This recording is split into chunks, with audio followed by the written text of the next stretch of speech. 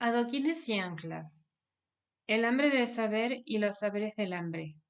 Por Pablo Gentili.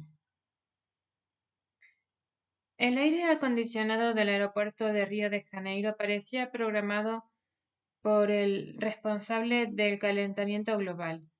Por momentos se sentía como un expedicionario en la Antártida, por otros como un legionario de Cristo atravesando el Sahara. Se trata de un irreparable defecto en el termostato, sentenció designado un señor de baja estatura en cuyo cuello regordete los surcos de transpiración formaban caprichosas estalactitas. Como si esto fuera poco, mi vuelo estaba atrasado. En la maleta de mano cargaba varios libros que debía leer y revisar, pero la pereza me dominaba. Resignado y vencido por la somnolencia, fui casi instintivamente al puesto de venta de revistas. Traté de interesarme en el nuevo número de la National Geographic y aunque hice un gran esfuerzo no lo conseguí. Pensé en llevarme Men's Health, que aunque prometía enseñar cómo decirle chau a la barriga y contar los misterios acerca de cómo dejar los bíceps torneados y vigorosos, tampoco llegó a conquistar mi corazón de atleta devaluado. Me detuve en Vida Simple, una de mis predilectas, que aseguraba que con ejercicios de 5 minutos diarios podría combinar relax, placer y bienestar, aumentando mi salario sin abandonar la actitud zen. Fue sin embargo la revista Época de Información General la que despertó mi interés con su tapa alegre y colorida en la que un niño pensante y soñador se apoyaba sobre un libro abierto exactamente por la mitad. El secreto de los buenos alumnos, cómo ellos se sacan buenas notas sin ser superdotados. Esto sí me interesa, pensé. Al pagar, la señorita de la caja me recomendó comprar un libro que estaba teniendo mucho éxito y seguro me iba a interesar. Los 7 hábitos de los adolescentes altamente eficaces. Una obra pequeña, me dijo, mostrando algo que parecía una libretita y en rigor ella llamaba libro. Ya lo creo, respondí resignado. Es justo lo que estoy necesitando. Le va a gustar, prometió la joven sonriendo de satisfacción, quizás por haber descubierto mi perfil de lector. Los eternos minutos que precedieron al despegue del avión fueron de gran angustia. Sabía que debía releer uno de los excelentes capítulos de Los efectos de la educación, obra inspiradora de Christian Baudelot y François Leclerc. Sin embargo, mi corazón pedía a gritos dedicar el viaje a disfrutar los secretos de los buenos alumnos y a conocer los hábitos de los jóvenes eficaces. Al embarcar y mientras aún me debatía entre la asnería y la responsabilidad analítica, una azafata propinó su golpe mortal al pensamiento.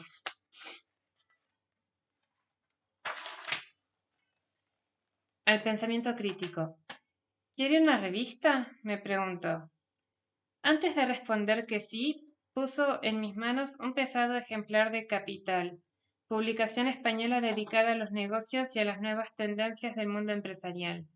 La nota de tapa sentenciaba: Atrévete a comer el mundo.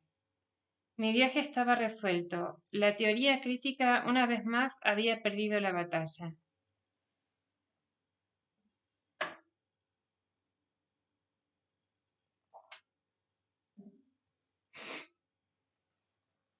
Lecturas. Comencé por la revista Época y su recorrido por los misterios que explican las razones del por qué algunos alumnos triunfan y otros estrepitosamente fracasan en su vida escolar. Como no podría ser de otra forma, la nota central era extensa, repleta de lugares comunes y de fotos de niños y jóvenes sonrientes. Todo padre sueña con que a su hijo le vaya bien en la escuela. Una evidencia que justificaba el motivo del reportaje, según su perspicaz autora.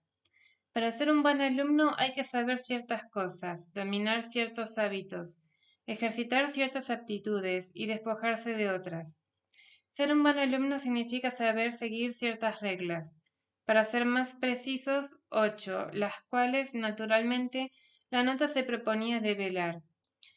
Recibir incentivos, disfrutar del aprendizaje, tener orgullo de los buenos resultados, resistir a las frustraciones, tener el pensamiento libre, inspirarse en alguien exitoso, tener planes para cambiar el mundo, ser un competidor nato. Nada nuevo bajo el sol, es verdad, aunque a mí no dejaba de sorprenderme la enorme capacidad periodística de trivialización de la vida escolar y el contundente efecto normativo que suelen tener estos recetarios, sin otro fundamento que la eficacia de un rosario de tonterías aparentemente verdaderas a fuerza de su infinita repetición. Yo mismo, sin ir más lejos, aun sabiendo que estaba siendo engañado, en 2 o 3 oportunidades debí reprimir mi deseo de constatar si mi hijo Mateo, a punto de iniciar su adolescencia, disponía además de una de estas cualidades, en apariencia tan bien justificadas y ponderadas. Por algún motivo, la regla estar preparado para la competencia me impresionó más que cualquier otra. Debe haber sido por el caso elegido por la sagaz periodista para ilustrar el tema, el relato de un padre a cuyos hijos trillizos llamó, acaso antes de imaginar que serían inteligentes, Joeberton, Joemerson y Joebert. Ellos, gracias al entrenamiento diario, habían sido merecedores de diversas medallas en las Olimpiadas Brasileras de Matemática, compitiendo entre sí por los primeros lugares, una habilidad que aprendieron al enfrentarse, competir y disputar por todo lo que los une y desune en la vida cotidiana, inclusive por el trofeo de ver quién termina primero la leche chocolatada. Joeberton, Emerson y Joebert manifiestan en la nota querer ser ingenieros. El papá orgulloso expresaría que su esfuerzo ha valido la pena. Terminada la lectura del inventario de secretos de los alumnos exitosos, asumí el riesgo de introducirme en el universo de los adolescentes eficaces. El libro resultó mucho más banal de lo que imaginaba, y aunque eso no era poco, no por este motivo dejó de parecerme instructivo. Su autor, Sean Covey, resultó ser el hijo de un renombrado consultor empresarial, cuyo mérito había sido publicar algunos años atrás una obra con el mismo título, aunque dirigida a ejecutivos, o sea, a adultos. El joven Sean, quizás al ver que el oficio de escritor implicaba una inteligencia limitada y una capacidad de inventiva cercana a lo mediocre, había decidido escribir esa pequeña obra, destinada a ayudar a los jóvenes de todas las culturas y pueblos a ser más y mejores en todo, particularmente en el aprovechamiento de sus potencialidades empresariales y su casi siempre adormecida vocación de entrepreneurs. La primera recomendación del pequeño volumen me dejó pasmado. Crea tu propia cuenta bancaria personal. Se trataba, sin embargo, de una metáfora, si es que este puede ser un recurso utilizado en un libro destinado a empresarios en formación, escrito por un autor de mediano apego a la creatividad. Abrir una cuenta bancaria personal significa, según nos explicará el aspirante a gurú juvenil, crear hábitos que nos hagan eficaces, invirtiendo en nosotros mismos, siendo triunfadores, buenos ahorristas de capacidad competitiva, superadores de la adversidad y depositarlos todos los días en una especie de cofre de ganancias íntimas. Nuestra personalidad. Formar individuos ganadores supone estimular los valores y sentidos que moldean hábitos competitivos y productivos, mediante los cuales y gracias a los cuales es posible triunfar en la vida. Terminé el libro más rápido que lo imaginado, ya que, aunque era bastante breve, tenía sus últimas 10 páginas en blanco, destinadas a anotar ideas relevantes y eficaces. Como no se me ocurrió ninguna, decidí pasar a mi tercera obra de divertimento aéreo, la revista Capital, la cual me invitaba a comer el mundo de manera atrevida. Confieso que, aunque me sentí un poco decepcionado, la publicación me resultó de gran interés. La nota central no era sobre gastronomía ni sobre viajes culinarios, sino sobre la voracidad competitiva de un conjunto de empresas españolas que, sin miedo al riesgo y dispuestas a vencer en los mercados más complejos y competitivos, salieron a comerse el mundo, ganando posiciones de destaque en sus respectivos ramos y abultadas ganancias. Mi contrariedad aumentó cuando casi todos los mercados competitivos que mencionaba la nota eran latinoamericanos. Un verdadero reconocimiento a nuestras castigadas economías, dígase sin matices, especialmente viniendo de una publicación de negocios del primer mundo. Los méritos, entre tanto, se dirigían a reforzar las virtudes de aquellas empresas que habían sabido ejercer su glotonería con inteligencia, mucho más que al dinamismo de los mercados devorados por ellas. De allí que en ningún caso se mencionaban las condiciones que habían hecho posible el ejercicio de esa voracidad competitiva por parte de las empresas líderes españolas inventariadas por la nota, como la destrucción del aparato estatal en buena parte de los países latinoamericanos, las privatizaciones llevadas a cabo, la corrupción existente, la desindustrialización, el bajismo costo de la fuerza de trabajo local y la fragilidad de las normas jurídicas nacionales. Como quiera que sea, nuevamente y desde otro enfoque, el tema era el mismo. En la vida moderna triunfa el que se lo propone. Todo es una cuestión de normas y hábitos de competencia, saber arriesgarse, invertir en uno mismo, esforzarse y despegar toda la voracidad triunfadora que nos lleva no solo a ser alguien en la vida, sino a ser los mejores. El medio, el entorno suele ser un detalle, lo que importa son las capacidades individuales que nos preparan para enfrentarlo y vencer.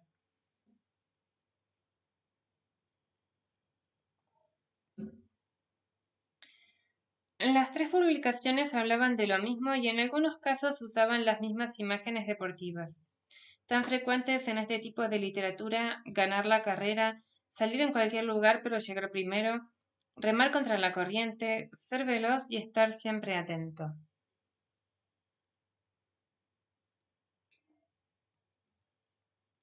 Mientras descansaba de tanta lectura atlética, me sorprendí de haberme alarmado ante el trivial descubrimiento de la semejanza de temas tratados.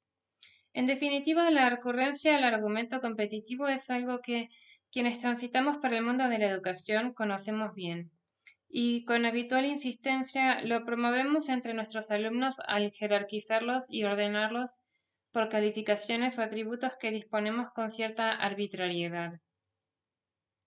La competencia también la vivimos entre nosotros mismos, trabajadores del campo educativo, al someternos a diario a mecanismos de categorización que nos ordenan por escalafones de superioridad, según nuestra capacidad productiva o nuestra mayor o menor formación, ubicándonos en rankings de la más diversa naturaleza, segmentados y organizados, encajados y divididos. Una práctica que, por cierto, los gobiernos adoptan hasta la exasperación burocrática en arrebatos alucinados de una furia clasificatoria bastante poco imaginativa. Primero los primeros, últimos los últimos. Hacerlo es fácil. Los que se sacan notas más altas arriba, los que se sacan notas más bajas abajo. Pruebas de aquí, pruebas de allá. Agencias especializadas y burócratas con cara de listos que, aunque ellos mismos nunca alcanzarían los niveles deseados si fueran evaluados, regla en mano amenazan a docentes y alumnos en nombre de la eficacia y la productividad académicas. Competir para ganar, ganar para sobrevivir. Desde que se entra hasta que se sale del sistema educativo, uno aprende que su lugar dependerá de la capacidad de competir que tenga y de cómo la ejerza contra sus semejantes. A esto obedece el éxito de lo que algunos llaman inteligencia.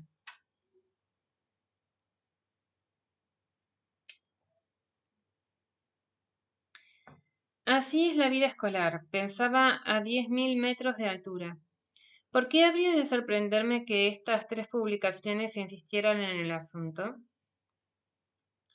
La llegada de la comida y la decisión de la señora que estaba sentada delante de mí de reclinar y la decisión de la señora que estaba sentada delante de mí de reclinar el respaldo de su asiento hasta clavármelo en la quijada me dejaron definitivamente inmovilizado. Ya no conseguía leer y respiraba con dificultad. Pensé que lo mejor sería reflexionar sobre el asunto. ¿Qué era lo que me sorprendía y molestaba de esas revistas que tan generosamente me habían rescatado del tedio? Haciendo un pequeño gráfico con 3 cuadritos de cartón a los que la azafata llamaba ravioles, comencé a entender aquello que tanto me importunaba. En general, cuando criticamos el frenesí competitivo que ha inundado los corazones, las mentes y los reglamentos del sistema escolar, solemos recurrir a estudios que muestran las penosas consecuencias generadas por los procesos de evaluación, los cuales, basados en supuestas dinámicas competitivas individuales o interinstitucionales, permiten distribuir beneficios, estímulos o premios a los vencedores, castigando a los perdedores. La crítica a los sistemas competitivos dentro y fuera del aula se centran en evidencias acerca de los cuestionables o injustos resultados que genera la competencia. Sin embargo, con bastante menos insistencia se destaca que, de manera general, la competencia suele partir de un mito originario, una invención, una ficción que asume la fuerza de un saber social de significativa relevancia y alcance, la presunción de un estado de igualdad originaria. Al respecto, se acostumbra a blandir diversos argumentos que justifican esta aparente igualdad de puntos de partida. Por un lado, se afirma que los seres humanos siempre son los que han sabido hacer de sí mismos. En otras palabras, cada uno es lo que ha conseguido acumular en su cuenta bancaria personal, citando al imaginativo Sean Covey. La vertiente egoísta de esta interpretación supone que cada uno debe rebuscarse por sus propios medios los valores a ser depositados en esa caja de ahorros e inversión. La solidaria indica que hay que ayudar a los que menos tienen para que puedan depositar más valores y hábitos en sus propias cuentas personales, superando el infortunio y la mala suerte que produce haber nacido en una cuna plebeya. Del mismo modo y de manera menos prometeica, se afirma que la igualdad de puntos de partida se origina en el hecho de que es imposible determinar, por razones voluntarias, desde dónde parte cada uno. Unos nacen ricos, otros pobres, unos inteligentes, otros no tanto. Lo cierto es que desde este punto de vista, la competencia se justifica porque partimos de una inocencia de génesis que nos exime de cualquier responsabilidad ante el infortunio de los que nacieron sin otro patrimonio que la desgracia.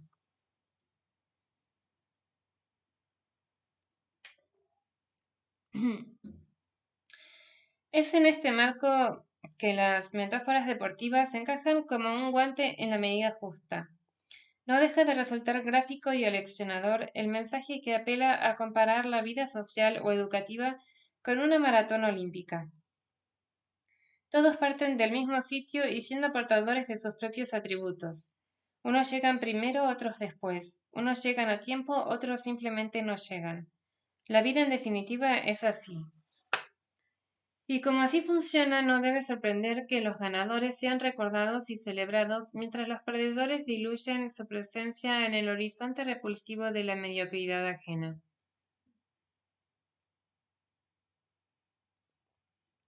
La competencia es una treta, un dispositivo para clasificar lo que ya viene organizado de fábrica, por decirlo de alguna manera.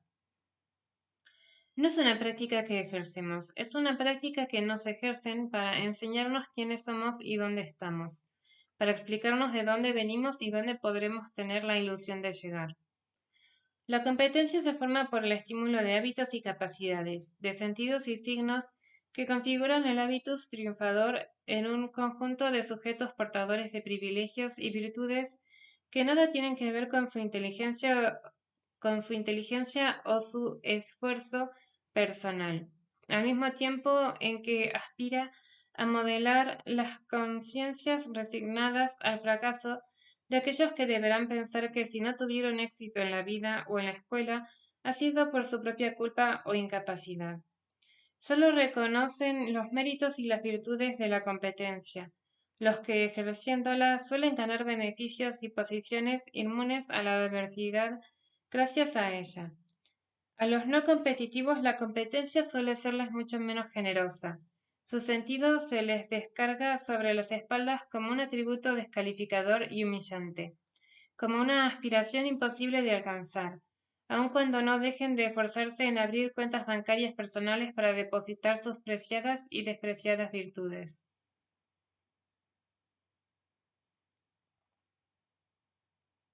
La competencia es, en suma, un dispositivo disciplinador de corazones y mentes, una institución que se ha inventado para justificar la arbitrariedad de los poderosos y la resignación de los oprimidos, un pretexto para modelar la frustración y la vergüenza de los derrotados, vistiendo de promesa su fracaso. Algún día también les tocará a ellos, quizás, cuando aprendan a comerse el mundo. La competencia es una ficción doctrinaria, destinada a presentar un horizonte inalcanzable para los derrotados y una coartada eficaz para los portadores de los atributos que diferencian a la nobleza de los siervos de la gleba. Es el soporte donde se escribe el guión de un cuento de hadas, un cuento donde los buenos, los limpios y bellos triunfan, donde los malos, sucios y feos fracasan, porque se lo merecen. La competencia libre es un oxímoron, diría mi amigo Estanislao Antelo. Es una mentira espantosa, diría mi tía Nélida, que nunca leyó a los griegos. Y lo es porque no hay punto de partida común ni libertad de elección. Lo es porque siendo así, todo punto de llegada es arbitrario y solo justo para los que asumen la potestad de escribir sus propias teorías acerca de la justicia.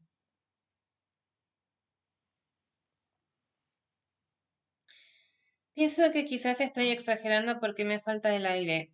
La señora de adelante ronca y el joven que tengo a mi lado no deja de mover su rodilla al ritmo de las obras completas de Calle 13 que exceden las fronteras de su iPod. Pienso que la competencia es exactamente eso.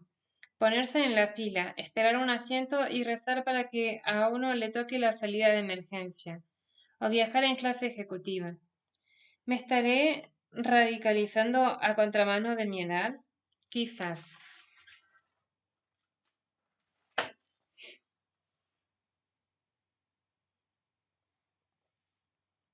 Hambre. Pocas horas antes de partir, había estado leyendo el excelente informe de la Organización de las Naciones Unidas para la Agricultura y la Alimentación. El estado de la inseguridad alimentaria en el mundo 2009. Crisis económicas, repercusiones y enseñanzas extraídas. En él se estima que hay cerca de 1020 millones de personas subnutridas en el planeta, lo que ha significado un agravamiento de enorme magnitud respecto de la ya delicada situación de las últimas décadas, como producto de la reciente crisis económica global.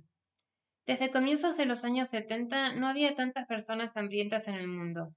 La inseguridad alimentaria se ha agravado y los pobres la sufren de manera cada vez más extrema, al reducir la diversidad de sus dietas, verse privados del acceso a alimentos de calidad y disminuir los gastos en sus necesidades esenciales, como la educación y la salud. Dice el informe de la FAO que la inseguridad alimentaria aumentará significativamente a largo plazo, que la mortalidad infantil crecerá y que las niñas se verán más afectadas que los niños.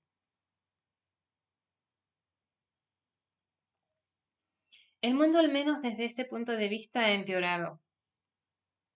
Durante la última década, el hambre no ha parado de crecer y la crisis económica internacional no ha sino empeorado las cosas. Los objetivos de desarrollo del milenio se vuelven cada vez más distantes en un mundo donde el número de hambrientos se distribuye de forma tan desigual como la riqueza. Dentro de los propios países más pobres, los efectos del hambre y la subnutrición serán sentidos de forma diferente.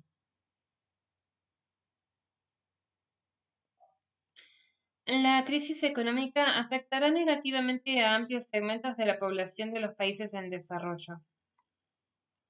La situación de las personas que se vieron más perjudicadas por el aumento de los precios de los alimentos, la población rural sin tierras, los hogares a cargo de mujeres y las personas pobres del medio urbano, es en particular precaria, debido a que ya se han acercado o han alcanzado en muchos casos el límite de su capacidad de hacer frente a la situación en el contexto de la crisis alimentaria.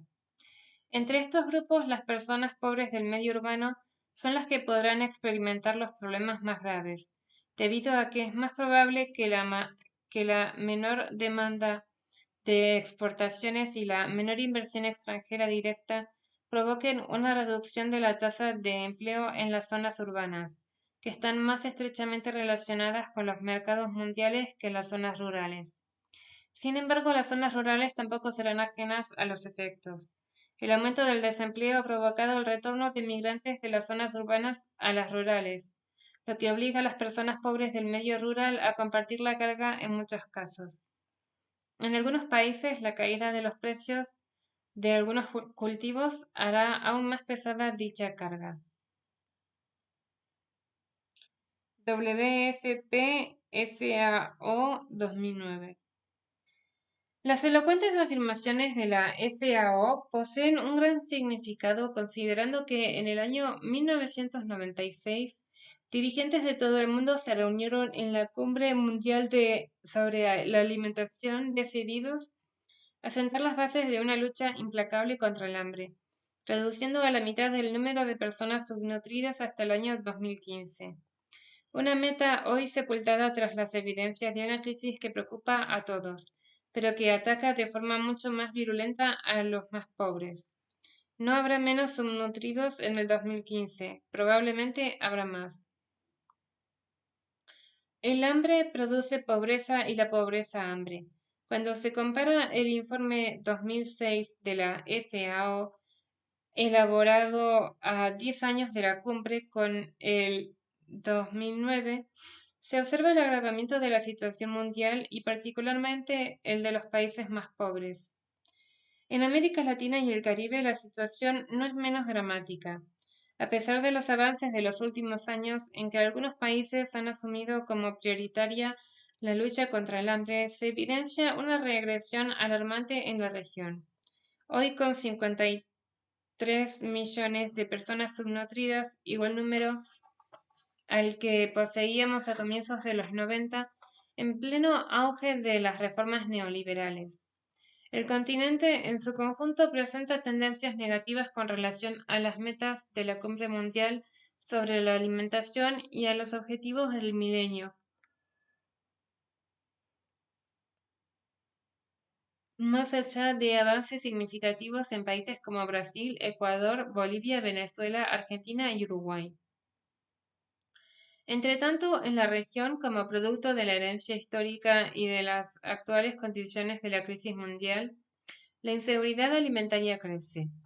Esto quiere decir que, según la definición de la Cumbre Mundial sobre la Alimentación, las personas no tienen en todo momento acceso físico y económico a suficientes alimentos inocuos y nutritivos para satisfacer sus necesidades alimenticias y sus preferencias en cuanto a los alimentos a fin de llevar una vida sana.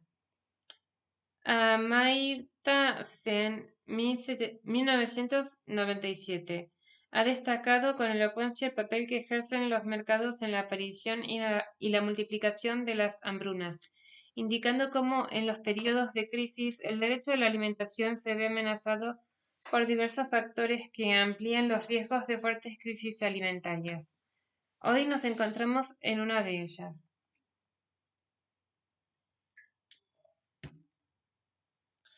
¿Y qué tiene esto que ver con la competencia, con la educación, con los aviones, los buenos alumnos y los adolescentes eficaces? En primer lugar, debemos reconocer que los estudios sobre el hambre en el campo educativo son ciertamente escasos, una evidencia que no deja de llamar la atención considerando que los niveles de crecimiento de las tasas de escolarización y los significativos aumentos de la esperanza de vida educativa en América Latina y el Caribe han implicado el acceso al sistema escolar de un sector de la población que sufre las consecuencias de la subalimentación y la desnutrición. un sector que antes no accedía a la escuela y que ahora sí lo hace. El hambre impedía hasta hace relativamente poco la escolarización de los niños y las niñas más pobres. Hoy en muchos países de América Latina y el Caribe, el hambre es una de las razones que más justifican la necesidad de asistir a una escuela pública para los sectores populares. Antes de continuar, quizás sea necesaria una precisión conceptual. La desnutrición se reconoce en la insuficiencia moderada o grave de la talla con respecto a la edad, un retardo en el crecimiento que deriva no de patrones biológicos predefinidos, sino de carencias nutricionales que tienen gran incidencia en el crecimiento físico e intelectual de los sujetos. Se llama a esto desnutrición crónica, y su gravedad estriba en que acumula las consecuencias de la alimentación y la nutrición deficientes durante los años más críticos del desarrollo físico y psicomotor de los niños, por lo que sus efectos negativos son en gran medida irreversibles. Esta carencia constituye uno de los principales mecanismos de transmisión intergeneracional de la pobreza y de la desigualdad. CEPAL 2003.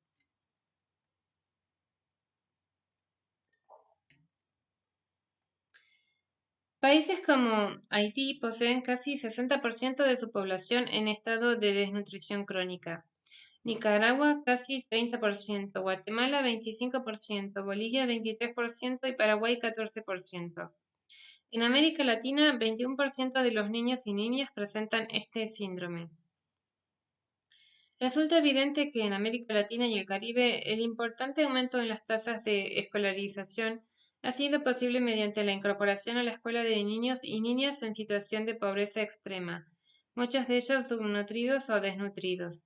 De tal forma, la exclusión escolar, que se basaba en el principio general de dejar afuera de la escuela a los niños y niñas más pobres, se ha modificado notablemente al incorporarse a las instituciones educativas un sector de la infancia que, aunque no ha cambiado su situación estructural, continúan siendo pobres, ahora acceden a la escuela.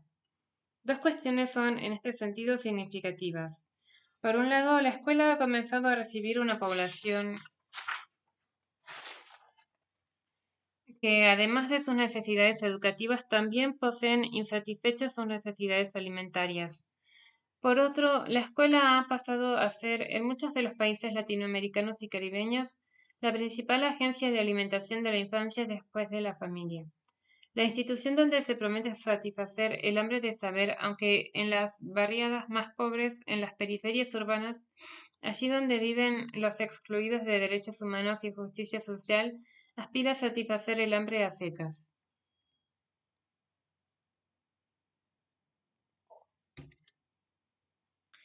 No pretendo entrar en la discusión acerca de la pertinencia o no mm, de que la escuela pública cumpla con una de sus principales funciones, la alimentación de la infancia.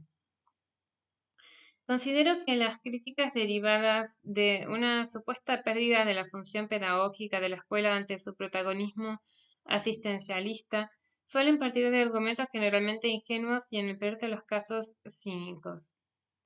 No tengo capacidad de evaluar si está bien o mal que la escuela haga esto y si en el socialismo del siglo XXI debería o no hacerlo.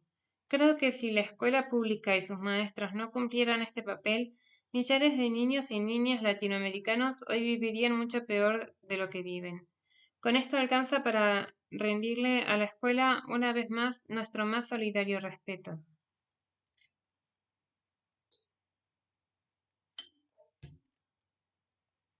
El acceso de niños y niñas subnutridos o con desnutrición crónica en la escuela ha planteado numerosos desafíos al proceso de escolaridad. Educar a la infancia es siempre un proceso altamente sofisticado y que requiere un conocimiento especializado de gran complejidad, aunque los tecnócratas y educadores de autoayuda se empecinen en decir lo contrario.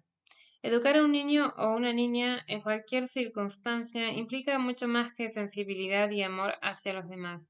Educar a un niño o una niña con hambre redobla el desafío. Cuando los gobiernos latinoamericanos y caribeños muestran orgullosos sus estadísticas de crecimiento educativo, suelen olvidarse de mencionar que el hambre no ha disminuido en sus países, sino que en algunos casos ha aumentado. Esto significa que hay más niños y niñas en la escuela, es verdad, y que estos son los que tienen hambre y que por tenerlo sufren una serie de condiciones que interfieren en sus aprendizajes. No se trata, por lo tanto, de una estadística que debe servir para ilustrar folletos que debemos distribuir en eventos internacionales, sino de un llamado de atención a los responsables de los sistemas escolares. Las escuelas latinoamericanas y caribeñas albergan a millares de niños y niñas que tienen hambre, hambre de dolor en el estómago y en la cabeza, hambre de cuerpo cansado y de mirada esquiva, clavada en el piso, hambre de tristeza profunda, de incomprensión y abandono, hambre, solo eso, hambre infinita de comida negada, como los derechos, como la dignidad.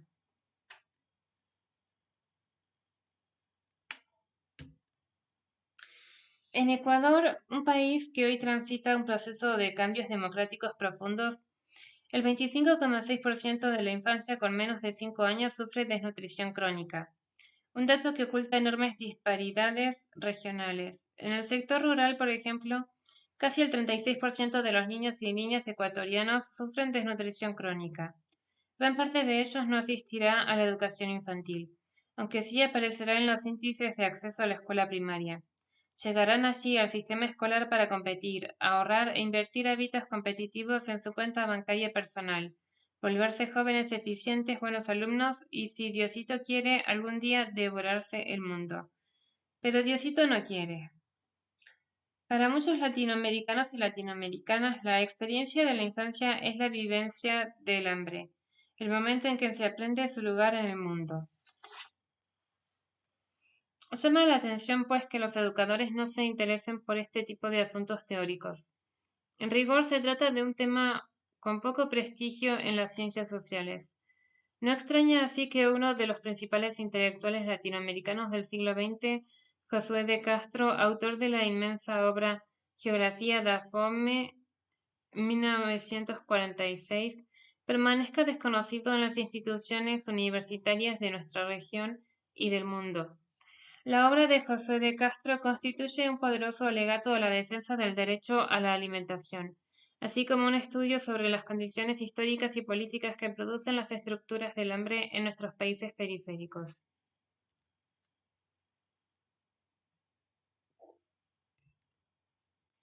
La escuela latinoamericana veía antes el hambre a la distancia. Se abstenía, se abstenía con indiferencia ante sus causas y condiciones. Se abstraía indolente ante sus consecuencias. El hambre no era un problema docente porque los niños y niñas con hambre no llegaban a la escuela. Hoy, con más del 90% de tasa de escolarización y casi un 21% de niños y niñas con desnutrición crónica, el hambre edifica la escuela y la interpela con la misma impertinencia con que amenaza la felicidad de la infancia. Hambre intensa, aguda, el hambre de morir de hambre mata a millares de niños y niñas en América Latina y el Caribe. El hambre crónica mata a la infancia, la despedaza, y entra en la escuela, enseñoreado en su prepotencia y su arbitrariedad. ¿Cómo es posible dedicarse a la educación sin comprender cómo funciona el hambre? No lo sé, pero trato de acordarme cuando estudié el asunto en mis años de formación universitaria y no lo recuerdo. Trato de recordar si lo he estudiado alguna vez y me falla la memoria. Reviso mis notas. Trato en vano de encontrar pistas. Encuentro un informe aleccionador. El hambre y el aprendizaje. Serie de informes El hambre en el mundo 2006. WFP-FAO 2006. Dice al respecto. La nutrición durante el embarazo y los primeros años de vida determina en gran medida la futura capacidad intelectual del individuo.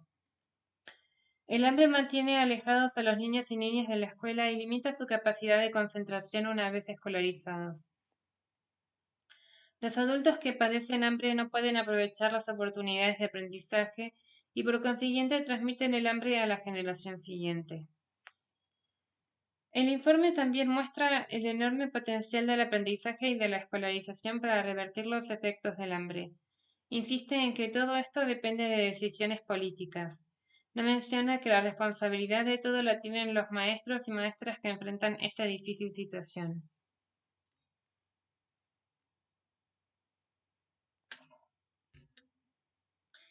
Respiro aliviado. Vuelvo al mapa de la desnutrición crónica en Ecuador. Allí, al igual que en muchos otros informes sobre la materia, se hace referencia al hambre oculta, una deficiencia imperceptible para los tomadores de decisiones políticas, pero no para quienes lo sufren.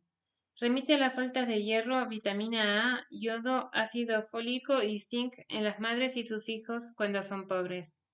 En Ecuador hay cerca de 40% de niños y niñas con menos de 24 meses de edad anémicos. Un igual porcentaje de embarazadas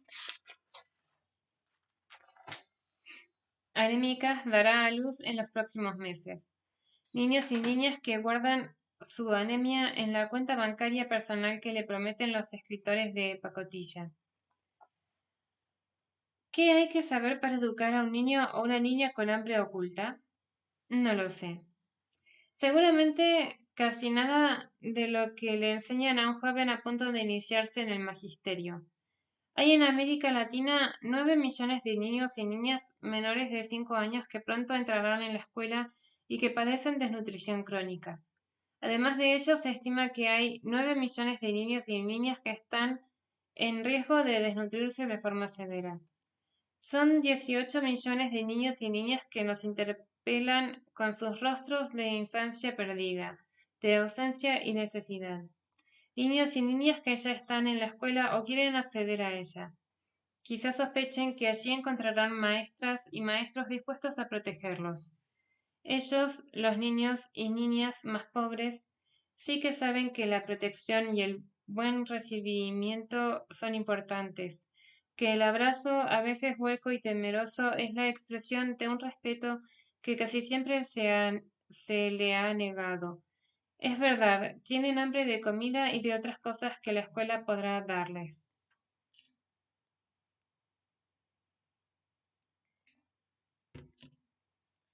La escuela pública puede educar a los niños y niñas con hambre, además de alimentarlos. Sin embargo, para hacerlo precisa de recursos, condiciones, infraestructura, apoyo, capacidades y esfuerzos combinados, además de una enorme dedicación y voluntad política por parte de los gobiernos. Afirmar que los niños y niñas con hambre no pueden ser educados es una forma de justificar y ampliar aún más su exclusión. El problema es que las escuelas a las que concurren cada día los niños y niñas con hambre suelen ser las que tienen menos recursos, peores condiciones, deficiente infraestructura, casi nada de apoyo, donde se ignoran las capacidades locales y donde los esfuerzos se pulverizan ante un permanente desperdicio de la experiencia pedagógica de quienes allí trabajan. Son las escuelas olvidadas, perdidas, aquellas en las que la única voluntad política que se les concede es la del desprecio y la indiferencia. 18 millones de niños y niñas pasarán hambre en América Latina y el Caribe hoy por la noche y soñarán con ir a la escuela. La única institución pública que cada día, cuando termina la madrugada, abre sus puertas para recibir a la infancia y prometerle un mundo mejor.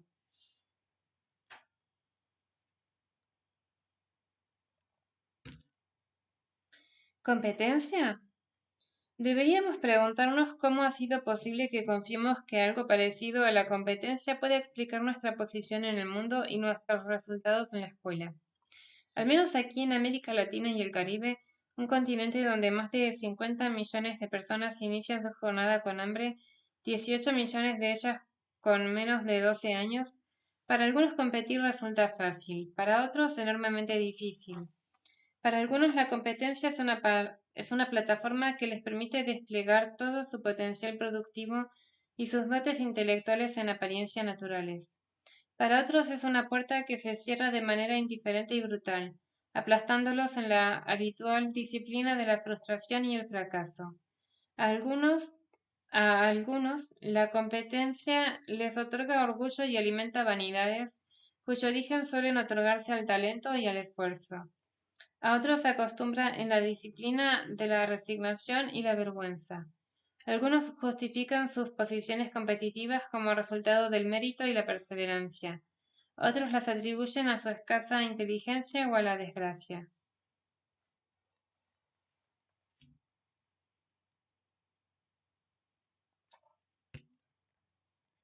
A nadie le parecería justo que antes de iniciar una carrera se le aten adoquines a los cordones de las zapatillas.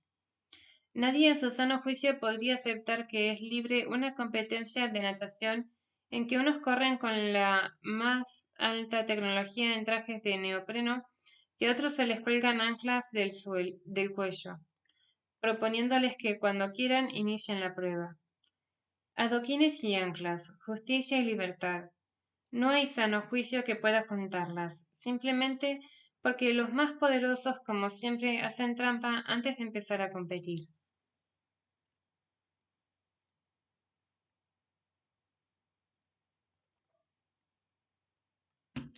Dolor. Del conocimiento nace el combate, del combate la libertad y las condiciones materiales de la búsqueda de la felicidad. Ziegler 2006. Me intriga por qué el hambre suele no ser un problema analítico relevante en los magisterios y las universidades que forman maestros y maestras.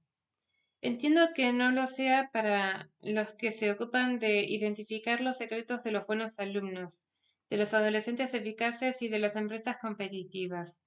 No me parece que las mismas razones justifiquen que despreciemos el asunto para los que decimos defender la escuela pública y las políticas educativas democráticas. En algo hemos fallado. Leo y releo algunos textos que mucho ayudan a comprender las razones de nuestra inseguridad alimentaria. Raj Patel 2008, Silvia Federici 2009, Amartya Sen 1997, Albater y Mankop 2002, Vandana Shiva 1998 y el reciente y provocativo Lo que hay que tragar de Gustavo Dodge 2010. Naturalmente, sin olvidar los aportes de la vasta obra de Jean Ziegler 2006, uno de los autores que con más radicalidad y compromiso ha denunciado las consecuencias del hambre en el mundo, particularmente su relación con la deuda externa de los países más pobres y con las políticas imperiales de la nueva economía mundial. Dice Ziegler.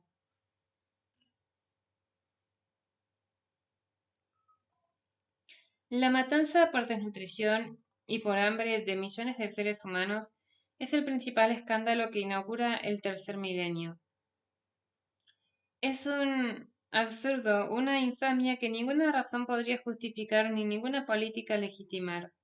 Se trata de un crimen contra la humanidad indefinidamente repetido.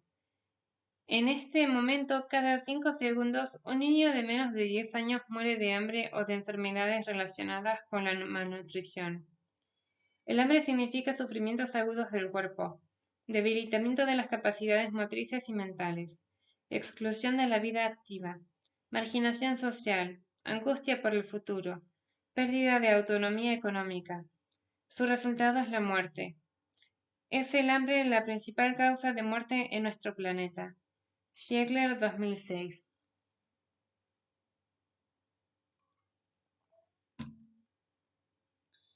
Creo, sin embargo, que las razones de nuestra parsimonia ante el hambre y sus efectos en la educación no pueden agotarse en las informadas y bien fundamentadas denuncias de estos autores.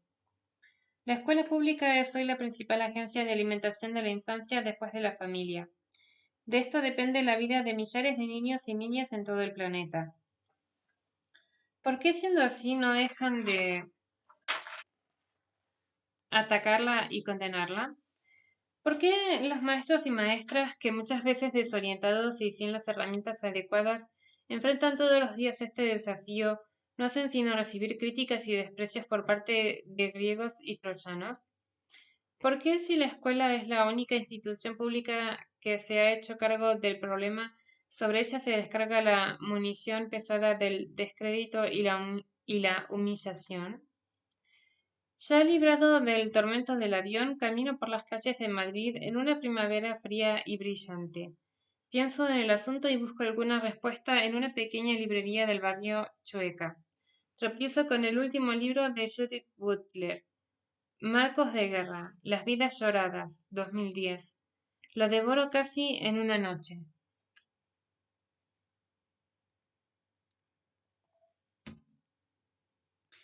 Butler sostiene que hay un conjunto de modos culturales que regulan las disposiciones afectivas y éticas que operan en la definición de un marco selectivo y diferencial, a partir del cual ciertos tipos de violencia nos parecen insoportables y dolorosos, mientras que otros perfectamente aceptables y tolerables.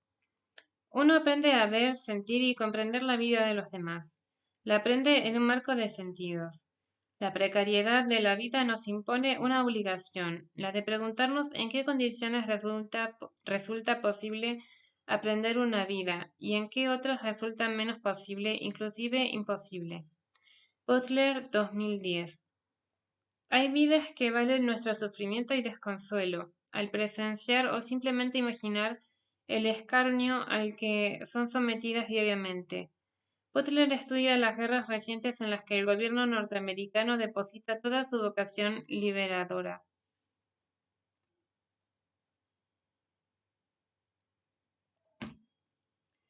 Pienso en las vidas sin valor de centenas de niños y niñas latinoamericanos, aquellos cuyas imágenes, de tantas veces repetidas, nos acostumbran a volver imperceptible el dolor y la vergüenza.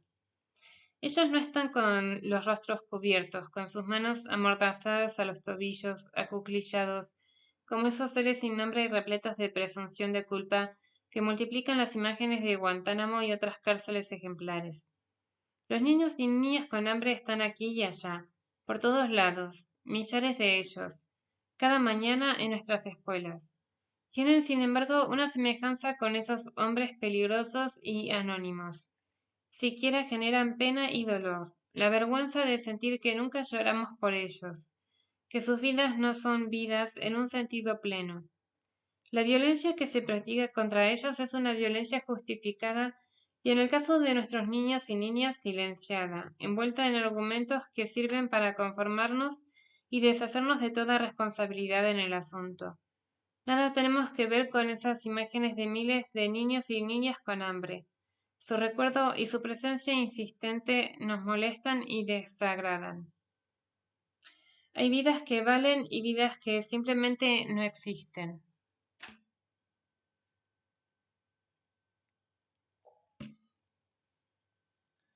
No se trata de un asunto nuevo, es verdad. Susan Sontag afirma con razón que el argumento según el cual la vida moderna es una dieta de horrores que nos rompe y a la vez nos habituamos gradualmente es una idea fundadora de la crítica de la modernidad. Sontag 2003.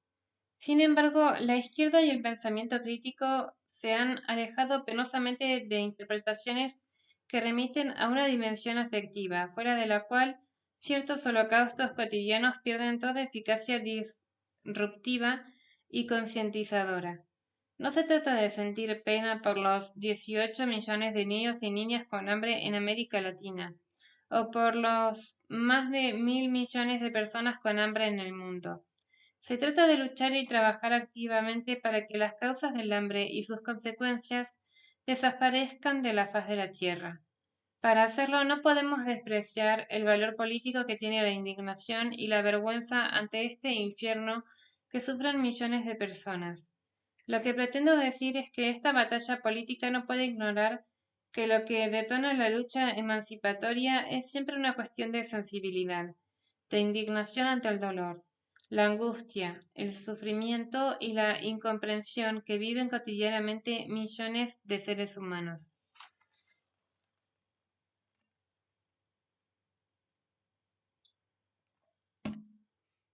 Es por eso que no son pocos los intentos que hacen los más poderosos para que cualquier referencia a estos asuntos sea sepultada por una catarata de argumentos a favor del emprendedorismo, la competencia y la libertad de elegir nuestro propio destino. Los niños y niñas que entrarán en la escuela con hambre serán un problema para sus maestros, para sus compañeros de aula y para sus familias, no para los que escriban revistas de aeropuerto o pequeños libros de autoayuda. Para estos, como para buena parte de los que tienen el poder de decidir las fronteras entre los visibles y lo invisible, estos niños y niñas no existirán jamás. Carecerán de motivos para que festejemos su presencia y lloremos su ausencia.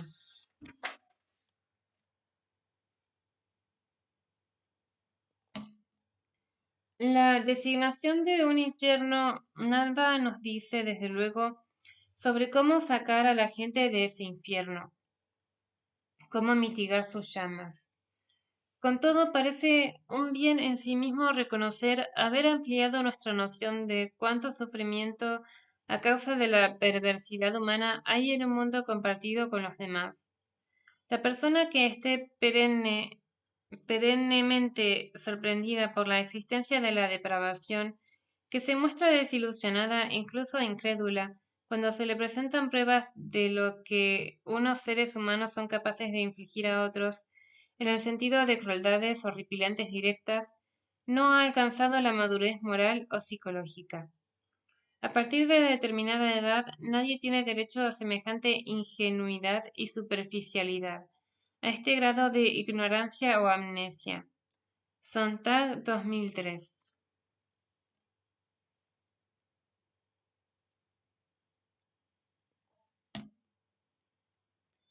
Llanto. Hay pocos relatos más desgarradores que los de una madre cuando cuenta su impotencia y vergüenza al escuchar el llanto de sus hijos con hambre. El llanto del hambre es diferente a cualquier otra forma de llorar que jamás hayamos imaginado.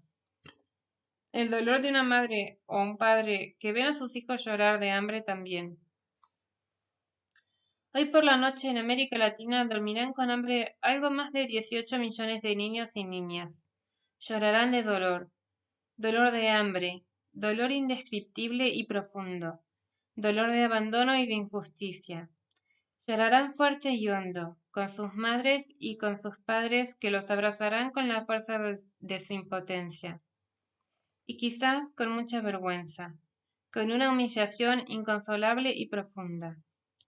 Llorarán acurrucados en su tristeza, durmiendo de a ratos, muertos de frío o de calor, solos, abandonados. ¿Qué es lo que habremos aprendido? ¿Que ellos pueden llorar a mares y nosotros siquiera los escucharemos? ¿Qué es lo que habrán enseñado? ¿Qué es lo que nos habrán enseñado? ¿Que su vergüenza, su humillación y su abandono nos tendrán una vez más sin cuidado? Hoy por la noche en América Latina dormirán con hambre 18 millones de niños y niñas, aprendiendo con su dolor lo que nosotros hemos olvidado. Fin.